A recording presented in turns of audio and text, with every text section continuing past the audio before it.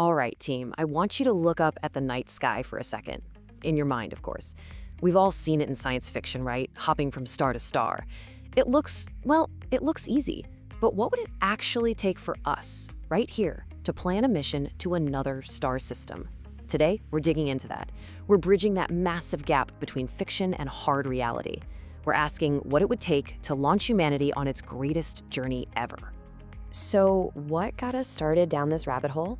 Well, it was a pretty brilliant what if from author Andy Weir. He asked, what if humanity found a mass conversion-based fuel, like right now?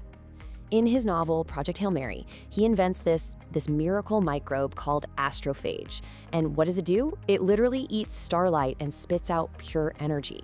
It's not just a cool sci-fi gadget. In the book, it's the key that unlocks the entire cosmos and makes a trip to the stars not just possible, but absolutely necessary. It's a fantastic concept, right? A miracle fuel. But that brings us to the real question for us in this room. Let's put the miracle microbes on the shelf for a minute. What are the actual, honest-to-goodness, hard science hurdles we would have to clear to send a crew to another star? Let's really break it down. Okay, so first, a quick look at the mission that inspired this briefing, the Hail Mary mission. In the story, the stakes are, well, they're everything. It's a desperate one-way trip to the Tau Ceti system to figure out how to save our own sun, and by extension, all of us. A real long shot. So, keeping that fictional mission in mind, let's get back to reality.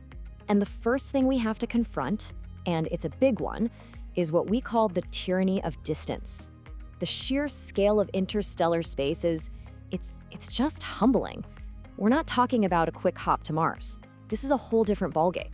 And here's rule number one, the one law we absolutely cannot break.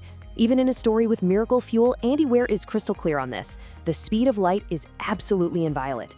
It's the cosmic speed limit. There's no warp drive, no magic hyperspace button. We have to work within that limit, period. So to really let that sink in, to feel the weight of that speed limit, think about this.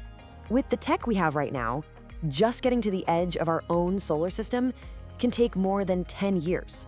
And frankly, missions like Voyager already push our mission planning and our technology to the absolute limit. You know, we talk about a trip to Mars like it's a huge undertaking, and it is. That's a 6-month journey, 6 months. The closest star to us is thousands of times farther away than that. So what are we talking about here? We're talking about journeys that aren't measured in years, but in entire human lifetimes, maybe even multiple generations. That's the scale of the problem. So if distance is the problem, what's the solution? Well, that brings us right to the next massive challenge, propulsion, the power problem. If we're gonna cross that void in anything less than millennia, we need a total revolution in propulsion technology. So why can't we just build a bigger version of the Saturn V? Well, because conventional chemical rockets, they just don't have the juice. The issue is the tyranny of the rocket equation. You need fuel to move your fuel. Right now, launching a single kilogram into deep space costs upwards of $20,000. For an interstellar trip, the fuel alone would cost more than the entire world's economy. It's just not gonna happen.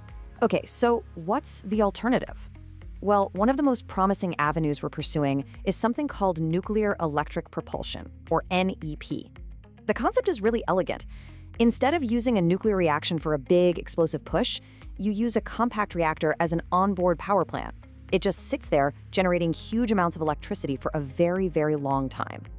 And then you feed that power into some highly efficient electric thrusters. And this is the engine that runs on that power. It's a magnetoplasmodynamic thruster, an MPD thruster. Now, it looks complicated, but the idea is actually beautiful. You take all that electricity from your nuclear reactor, and you use it to turn your propellant into plasma. That's just superheated gas. Then you use powerful magnetic fields to accelerate that plasma and shoot it out the back at unbelievable speeds. We're talking velocities that chemical rockets can't even dream of. So why is this a potential game changer? Well, a few key reasons. First, they are incredibly efficient. We're talking 40 to 60%. That's a huge leap. Second, their construction is actually pretty simple. Fewer moving parts means less can go wrong over a journey of, say, 50 or 100 years. They also offer really high specific thrust. And get this, they can use inexpensive propellants like lithium. This is exactly the kind of breakthrough we need. Okay, so let's say we do it. We build this amazing ship with an NEP drive, we've solved the power problem, we are ready to go. But now we hit what might be the hardest problem of all, surviving the deep dark, the human factor. Because how do you keep a crew of human beings alive, healthy, and sane for a journey that could span generations? This is where the truly mind-bending challenges begin. You know, our human research program has boiled it down to 5 main hazards for anyone in space. You've got radiation, which is a huge deal once you leave the protection of Earth's magnetic field. You have the isolation and confinement, being in a small box with the same few people for decades. You've got the sheer distance from Earth, no help is coming.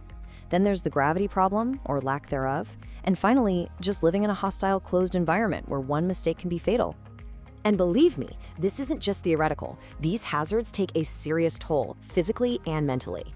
On the physical side, we know from our ISS crews that long-term weightlessness leads to bone and muscle loss. It weakens your immune system, it even slows down wound healing. But the mental health side might be even scarier. The constant stress, the crushing isolation, the potential for cognitive decline. How do you keep a crew sharp and cohesive for a 100-year mission? We're just scratching the surface of that problem. So, what happens when someone gets sick? You can't exactly call 911 when you're 10 light years from home. The answer is something we're already putting into practice on the space station: telemedicine. What you're seeing here is an astronaut performing an ultrasound, with doctors on the ground guiding them. For an interstellar crew, being able to diagnose and treat yourself remotely isn't just a nice to have, it's a fundamental requirement for survival. And of course, there's the supply problem. You simply cannot pack enough food, water, and oxygen for a multi-generational trip. It's impossible. So this brings us to an absolute non-negotiable requirement: closed-loop life support. The ship has to become its own tiny Earth. Every single drop of water, every molecule of oxygen, every nutrient has to be recycled, reclaimed, and reused perfectly. There is no room for error. Now, this idea of a perfectly self-sustaining ecosystem, it kind of brings us full circle, doesn't it? We started this whole briefing talking about astrophage, a fictional microbe that solved the power problem. But what if the real magic bullet from biology isn't about propulsion? What if nature has already figured out microscopic solutions for survival? So I'll ask the question directly. Do we have a real-world miracle microbe, an astrophage of our own? Well, when it comes to creating fuel out of starlight, probably not. But for helping us survive the journey, the answer is a pretty resounding yes. So let's look at the comparison. The sci-fi gives us astrophage, this cool little energy-producing microbe. Reality, though, reality gives us extremophiles. And frankly, they might be even more amazing. These are real organisms that don't just put up with the harshest conditions imaginable, they thrive in them. We're talking deep-sea volcanic vents, acid lakes, and yes, even the vacuum of space. And the research here is it's incredible. Let's talk about nature's astronauts. First up, you've got tardigrades, also known as water bears. These little guys are practically indestructible. They can enter a state of suspended animation and just shrug off extreme radiation, near absolute zero temperatures, the whole deal. We're studying their secrets right now. Then there's algae. We actually flew some on the Artemis 1 mission. It went out into deep space, got blasted with radiation, and you know what? It was fine. We think we can use algae to generate oxygen, provide nutrition, maybe even produce medicine or fuel. Nature might have already invented the perfect life support system for us. So, look at what we've discussed. Propulsion, life support, the human element. The technology is advancing. The solutions are starting to seem, well, less like science fiction and more like engineering problems. The pieces are coming together, which leaves us with the biggest and maybe the most important question of all. The technology is becoming feasible, but are we?